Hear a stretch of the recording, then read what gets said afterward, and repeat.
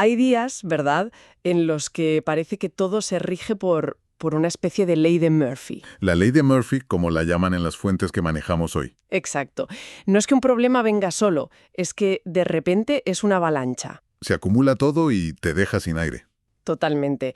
Una sensación de agobio que la primera reacción, la más instintiva, es querer tirar la toalla. Rendirse. Sí. Y hoy vamos a analizar justo eso. ¿Qué hacer cuando todo va mal y lo único que te apetece es, bueno, es eso, rendirte? Para ello nos vamos a sumergir en una serie de textos, de discursos, sobre resiliencia, sobre el dolor y la perseverancia. El objetivo es ese, desentrañar las claves para no rendirse, para de hecho luchar con más fuerza justo cuando peor están las cosas. Y quizá transformar esa adversidad en un motor. Vale, vamos a desgranar esto. Y es un punto de partida fascinante porque la propuesta de estos textos no es el optimismo ciego. No, para nada. No es un ignora el dolor y sonríe. Es, de hecho, todo lo contrario. Sugieren que el dolor, que el estrés, son elementos necesarios, casi te diría que indispensables. ¿Indispensables para crecer? Exacto. La idea central es un cambio radical de perspectiva. Dejar de ver los desafíos como, no sé, como un castigo. Y empezar a verlos como una oportunidad. Una oportunidad para forjar un carácter más fuerte. Lo que me parece más interesante es que no se trata de evitar las tormentas, sino de aprender a navegar en ellas, de convertirlas en el propio viento que te impulsa. Totalmente. De hecho, la primera idea que proponen es profundamente contraintuitiva. Muchísimo. Te dicen que ese impulso de rendirte, esa vocecita que te dice, basta, no puedo más, Que la hemos oído todas y todos. claro, pues esa voz es en realidad una señal para hacer todo lo contrario. Es el momento de luchar más duro. De cavar honda, como dicen. Sí, e ir textualmente en camino a la guerra. Y dan un consejo muy práctico para cuando la presión es ya abrumadora. Problemas familiares, de dinero, estrés. A ver, Ser brutalmente honesto. Recomiendan sentar a la familia, explicar la situación sin rodeos y presentar un plan de acción, por simple que sea. La frase es, no les mientas, se lo das directamente. es una estrategia de control, sin duda. Pero, a ver, me pregunto si abordan el riesgo. ¿A qué te refieres? Porque una honestidad tan brutal, sin un plan que sea creíble, puede ser contraproducente. Podría generar incluso más miedo en los demás, ¿no? Mencionan cómo equilibrar esa transparencia con la necesidad de proyectar algo de seguridad. Es un equilibrio muy, muy delicado. Es una gran pregunta. No profundizan en ese equilibrio exacto, pero el énfasis parece estar en recuperar la agencia. ¿Vale? La idea no es tanto presentar un plan perfecto e infalible, sino demostrar que no eres una víctima pasiva. Al decir, esta es la situación y esto es lo que voy a empezar a hacer, aunque sea un primer paso minúsculo, cambias la dinámica. Claro. Pasas de ser reactivo a proactivo. Pasas del esto me está pasando a mí al esto es lo que voy a hacer al respecto. Es un acto de liderazgo en medio del caos y eso, según sugieren, es lo que genera más confianza que una falsa seguridad. Entiendo. Se trata menos del plan en sí y más del acto de tomar el timón. Y eso conecta con la idea de que los desafíos, en lugar de hundirnos, pueden elevarnos. Pero aquí hay una contradicción, ¿no te parece? Sí, es paradójico. ¿Cómo es posible que algo que objetivamente te está hundiendo, una enfermedad, una ruina económica, sea lo mismo que te eleva? Parece que la respuesta la encuentran en cómo lidiamos con la oscuridad misma. Exacto. Y para explicarlo, usan una metáfora que es potentísima, la del túnel oscuro. Me encanta esa imagen. Al principio entras y no se ve absolutamente nada, la desorientación es total. Pero, y aquí está la clave, si tienes el coraje de permanecer allí el tiempo suficiente, tus ojos comenzarán a adaptarse a la oscuridad. Ahí está. Y es en esa adaptación, en esa calma forzosa, donde llega la gran revelación, que para mí es uno de los puntos centrales de todo esto. Aquí es donde se pone realmente interesante. A ver, Tu mente abandona mucho antes que tu cuerpo. y esa idea choca frontalmente con nuestra experiencia física. Cuando te duelen las rodillas en una carrera, sientes que son las rodillas las que no pueden más. Claro. Cuando el agotamiento mental te nubla, crees que has llegado a tu límite. Pero las fuentes insisten en que eso es una narrativa que nos contamos. Una historia que nos cuenta el cerebro. Sí, el cerebro, en su función protectora, pulsa el botón de pánico mucho antes de que el cuerpo llegue a su límite real. Es un mecanismo de seguridad que, bueno, que se activa demasiado pronto. Entonces, la gran pregunta es, ¿cómo se aprende a ignorar esa alarma? ¿Cómo distingues la señal de peligro real de la de esto es solo muy incómodo? Creo que la respuesta está en la propia metáfora del túnel. Al principio, la oscuridad es aterradora, pero si no sales corriendo, si te quedas, te das cuenta de que no es un vacío. No, es un espacio. Es un espacio de autodescubrimiento. Es donde, en ausencia de luz exterior, te ves forzada a encontrar tu propia luz, a descubrir de qué estás hecho. Como dice una de las fuentes, mientras sigas luchando, ganas. Solo rendirse es la derrota. La oscuridad solo gana si tú se lo permites. Luchar contra ella, permanecer en el túnel, ya es una forma de ganar. Pero para seguir luchando en esa oscuridad necesitas combustible. Y aquí es donde entra otro cambio de paradigma fundamental que proponen los textos. Sobre el dolor. Sí, sobre el dolor. Nos dicen, ese dolor no está ahí para detenerte, está ahí para prepararte, para incrementarte, para desarrollarte. Es una idea que te obliga a replantearte toda tu relación con el sufrimiento. Es muy potente. Y la acompañan de una frase lapidaria. El dolor es temporal. Puede durar 1 minuto, 1 hora o 1 año. Pero si te rindes, durará para siempre. Uf. Es más, lanzan un desafío directo. Te desafío a que soportes un poco de dolor. Al final del dolor está el éxito. Aquí es donde introducen el concepto de reciclar tu dolor, que a mí me parece brillante. Suena muy bien, sí. Pero también es complejo. La idea es usar las experiencias dolorosas del pasado no como un trauma que te frena, sino como evidencia de tu propia fortaleza. El recuerdo de haber superado dificultades se convierte en un recurso. Como un depósito de fuerza. Exacto. Un depósito al que puedes acudir. La lógica es, si superé aquello, puedo superar esto. Una de las citas lo resume perfectamente. Ya sientes dolor, úsalo. Haz algo con él. Deja que te lleve al siguiente nivel. Me encanta esa idea de reciclar. Pero, ¿dónde está la línea? ¿Cómo se evita que ese reciclaje se convierta en una rumiación constante sobre el pasado?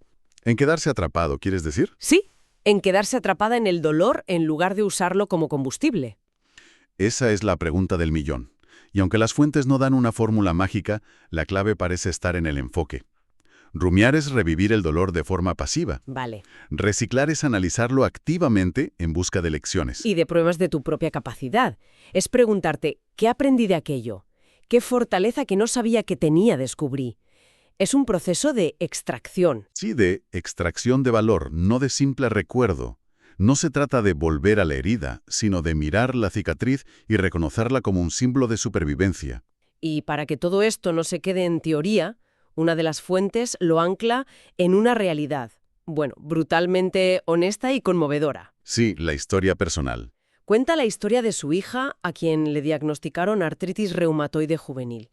Entre los 14 y los 16 años, la enfermedad le destrozó primero la cadera y luego el tobillo de la otra pierna. Madre mía. Describe cómo tuvo que caminar durante 2 años con las piernas, en esencia, rotas, y tomando dosis masivas de opiáceos que apenas la dejaban estar despierta. Uf. Sí, es un ejemplo que te golpea, porque te saca de las frases motivacionales y te planta en el centro del sufrimiento real, crudo y sin adornos. Totalmente. Y es crucial detenerse aquí un momento, porque esto va más allá de la motivación. Hablamos de un dolor físico y existencial que es, bueno, casi inimaginable para la mayoría. Sí. Y es precisamente desde ese pozo, desde esa experiencia límite, desde donde extraen la lección más práctica de todas. No te dicen sé positivo o piensa en otra cosa, te dan una herramienta de pura supervivencia. Exacto. La estrategia que nace de esa historia es acorta tu marco de tiempo. Explica eso. Cuando una crisis es tan abrumadora que pensar en el futuro, en el próximo mes, en la próxima semana, te paraliza de ansiedad, tienes que reducir tu enfoque. Hacerlo más pequeño. Céntrate solo en lo que puedes manejar. Si no puedes con la semana, piensa solo en el día siguiente. Si no puedes con el día, piensa en la próxima hora. Y si ni siquiera puedes con eso, enfócate en superar el próximo minuto. Es una forma de hacer manejable lo inmanejable. Justo.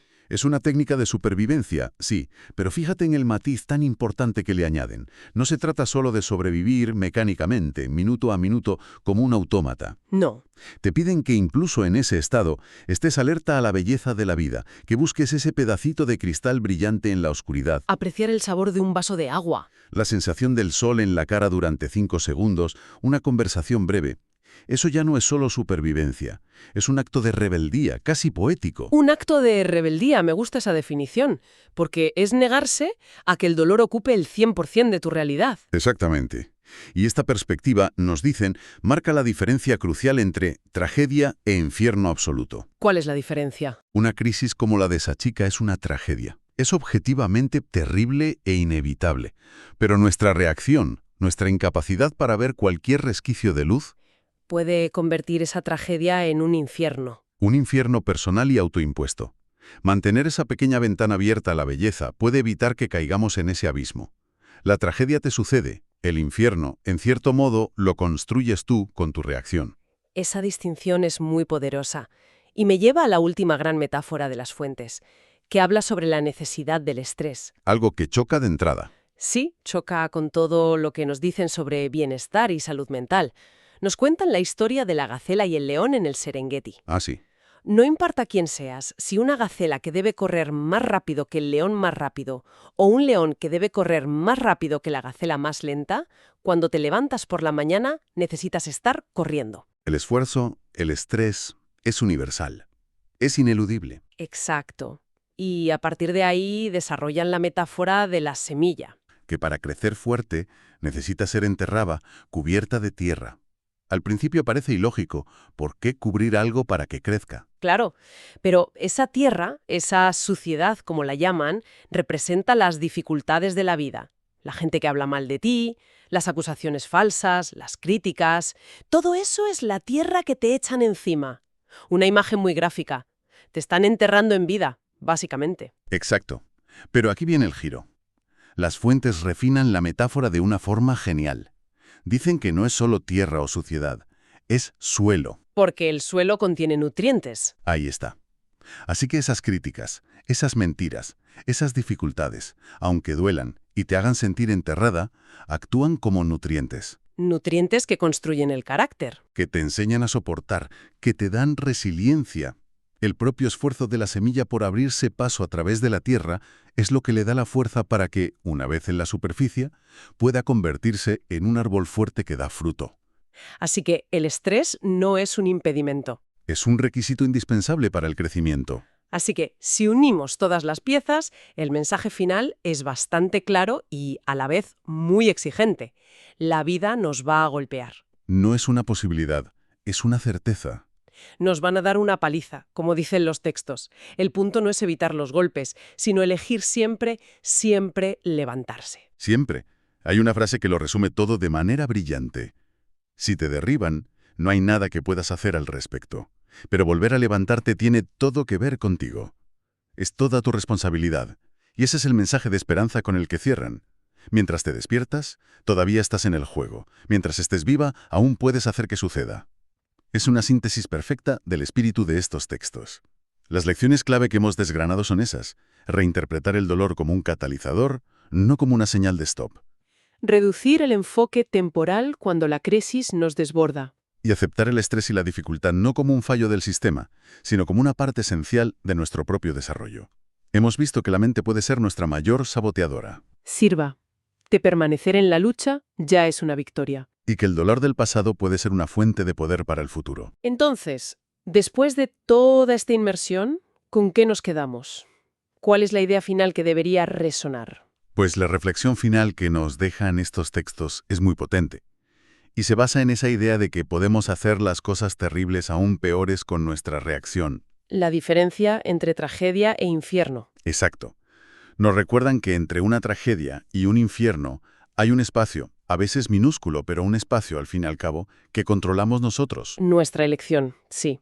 Entonces, la pregunta que queda en el aire para quien nos escucha es, ante la próxima dificultad inevitable, sabiendo que la mente nos traicionará y el dolor será real, ¿Cuál será esa pequeña lección consciente para mantener esa dificultad en el ámbito de lo trágico sin dejar que nuestra propia reacción la convierta en un infierno personal?